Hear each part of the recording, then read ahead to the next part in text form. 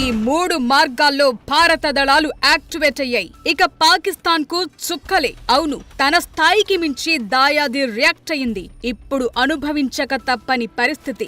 యుద్ధంలో దిగక తప్పదు. బలం లేనప్పుడు నష్టపోవాల్సిందే. ఇదే ఇప్పుడు పాకిస్తాన్ కు పెద్ద సవాల్గా మారింది. ఆ దేశంలో యుద్ధం వద్దు, అంతా ఎక్కడున్నారు, ఏం చేస్తున్నారని జనం క్వశ్చన్ చేస్తున్నారు. అయితే భారత్ తో పోలిస్తే ఏమాత్రం బలం లేని పాకిస్తాన్ ఇప్పుడు యుద్ధంలో ఎలాంటి టర్న్ తీసుకోబోతోందన్నదే కీలకం. ఇప్పుడు కామన్ మ్యాన్ లో ఒకటే ప్రశ్న, ఈ యుద్ధం కంటిన్యూ అవుతుందా? భారత్ ఏం చేయబోతోంది? పాకిస్తాన్ ఏం చేస్తుంది? యుద్ధం కొనసాగితే ఎన్ని రోజులుంటుంది? ఎప్పుడు ముగుస్తుంది?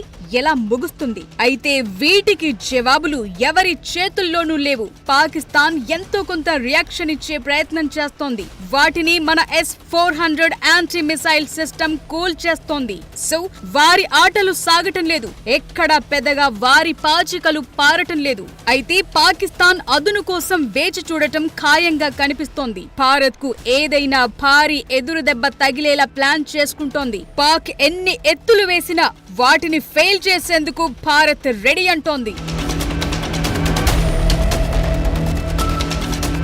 ఆర్మీ, నేవీ, ఎయిర్ ఫోర్స్ ఈ 3 ఇప్పుడు యాక్టివేట్ అయ్యాయి. శత్రువును తుదముట్టించేందుకు సిద్ధమంటున్నాయి. పనిలో పనిగా POK స్వాధీనం చేసుకోవాలన్న సూచనలు కూడా వస్తున్నాయి. ఇదే అదును అని కూడా అంటున్నారు. పాకిస్తాన్ ఉగ్రవాదులతో తలనొప్పులు, టెర్రర్ క్యాంప్స్ ఉండొద్దంటే POKను విలీనం చేసుకోవాలంటున్నారు.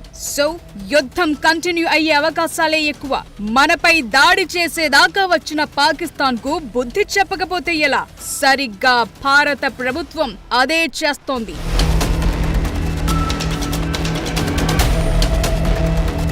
నిజానికి యుద్ధం పైకి పాకిస్తాన్ తో చేస్తున్నట్లు కనిపిస్తున్నా పరోక్షంగా చేస్తోంది చైనాతోనే.